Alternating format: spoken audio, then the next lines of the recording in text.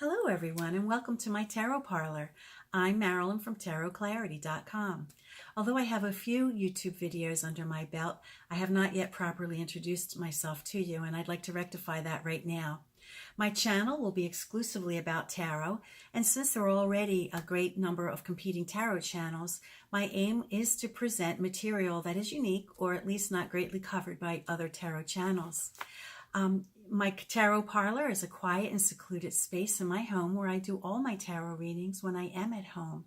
It's a special space behind a veil of beaded curtain, and upon entering this space, one immediately feels and knows that it's a sacred space, separated from the outside world. Nothing else ever happens in this space. It doesn't do double duty as a desk or a workspace or a laundry room. It is completely devoted to my tarot practice. I do remote readings here as well as in-person readings. I've been reading tarot since 1975, and that kind of ages me a bit. I guess I'm a bit of an old crone. I have a strong tarot skill set, but the way I read tarot is not the only way. Tarot is an art, and the way there's enough room for Velázquez and Van Gogh, there's enough room for all of us and what we bring to the table. My tarot channel will be geared towards the beginner as well as the experienced reader, with hopefully a little bit of something for everyone. So please comment below what you want to see, and I'll do my best to make it for you. My first experience to tarot cards was in 1968. I was only 10 years old, and it was on the daily Gothic soap opera Dark Shadows. The entire neighborhood of kids would rush home after school, trying to decide whose home would whose home would host that day's episode. In fact, if you're interested, I wrote a tarot blog all about that experience, and I'll provide the link below. I am personally convinced that Dark Shadows was instrumental in popularizing, if not totally introducing, tarot to the American public. In 1968, the only tarot deck that was available to the American public was the 1JJ Swiss tarot deck, which is the deck that first appeared on Dark Shadows. The cards were gorgeous and seemed to be very powerful in alerting the fortune teller, played by character actress Grayson Hall, of what was going to befall the beautiful Josette. Being so young, I didn't have my own money or a means to go to the store to buy them, and at any rate, they seem much too mysterious and powerful for me to ever touch. But I never forgot them, and one day by chance in 1975, I entered a Spain's gift shop in suburban Philadelphia. Spain's gift shop was a store that specialized in oddities, strange things. And it was there that I found the exact same deck of tarot cards that appeared on Dark Shadows. That was it. I bought them, I was hooked, and I have been reading tarot ever since. I still have the deck. Here it is.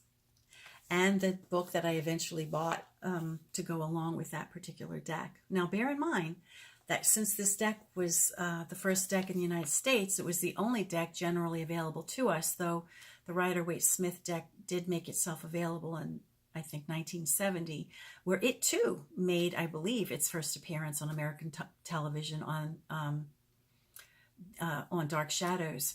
Even though the Rider-Waite-Smith deck was available in the United States in 1970, it wasn't really easy to find for a number of years.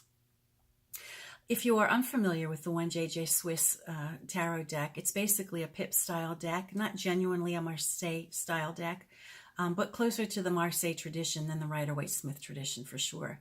Even after all these years, when I look at this deck, I recall my initial excitement and thrill.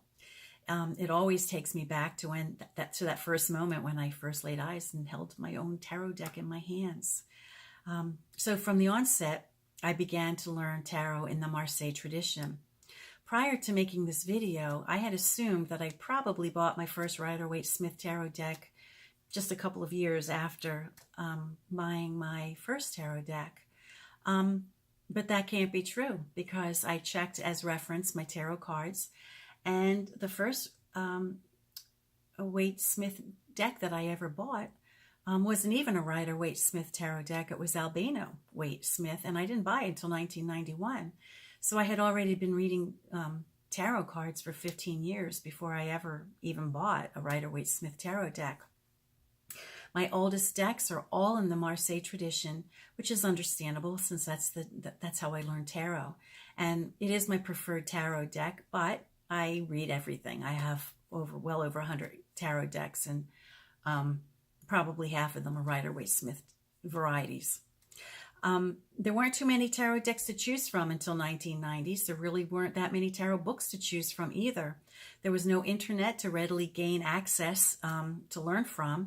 There were no new age bookstores that catered to the market. So most of my learning came from ingesting every bit of information from better bookstores and better libraries. And once, very early in my tarot learning experience, I chanced upon a tarot deck in a museum, and I picked the docent's brain about those cards. And it wasn't part of her tour, and she didn't really know very much about them, but she did lead me to look up the name Visconti Sforza, which opened the doors for me to learn the history of Italian tarocchi and then later the Marseille Tarot. As a matter of fact, I learned later that the book, which supposedly intended to accompany the 1JJ Swiss Tarot deck, didn't even jibe with what I was learning in my independent tarot studies, because the contents of that book seemed to share the meanings with the pictorial guide to the tarot, which was written exclusively for the Rider-Waite system. Even back then, I felt a disconnect between the Marseille style and the meanings of the Rider-Waite-Smith cards, and for good reasons, because there's distinct systems. The Tarot of Marseille sources that I did get out of better libraries totally oriented me toward numerology and combining the suits and elements rather than looking for esoteric clues and symbols that didn't exist in the Marseille pip cards, but did exist in the Rider-Waite-Smith cards. I'm always confused when people say, it's easier to learn on Rider-Waite-Smith because, it's an easier deck. And I guess in some ways it is correct, because every card has a pictorial safety net that, readily lets you know what the card is about. However, if you learn numerology and apply them to the suits and their elements, then you never have to rely on picture images. It's very liberating. Consequently, many of the Rider-Waite-Smith depicted imagery then becomes irrelevant to the meanings of a purely pip style deck, where it is the numbers, the elements, and the suits that suggest their meanings. However, I do know some readers who learned reading from the Rider-Waite-Smith tradition, and when they started reading Marseille, they would, the images of the Rider-Waite-Smith was so ingrained in their minds that when they would read, say, a Four of Swords from a Marseille-style deck, they were able to recall what the Four of Swords looked like in the Rider-Waite-Smith, and so they would use that meaning for interchangeably between the decks, which is, if it works for some people, that's fine. However, it does lead me to believe that if one were to learn from the Marseille style cards first, then they'd be able to read from both styles fluently. I mean, tarot is a language, and learning more than one language is always empowering. While it may be true that Rider-Waite-Smith is easier to learn due to its practical clues, if you learn pip style tarot from the beginning, you can read anything. And like I said, it's very liberating. But that is a video for another day. In fact, whatever your interest in tarot is, please write it in the comments below, and I'll do my best to present them to you in a new video. You can learn more about me at my website at tarotclarity.com, where I maintain a tarot blog. And you may follow me on Instagram, where my name is @TheTarotReader. I've been posting collective readings every day without fail since the end of 2014, so I'm committed to the effort. I also have a Skype account @TarotClarity, but mostly I just really share what I've already posted on Instagram.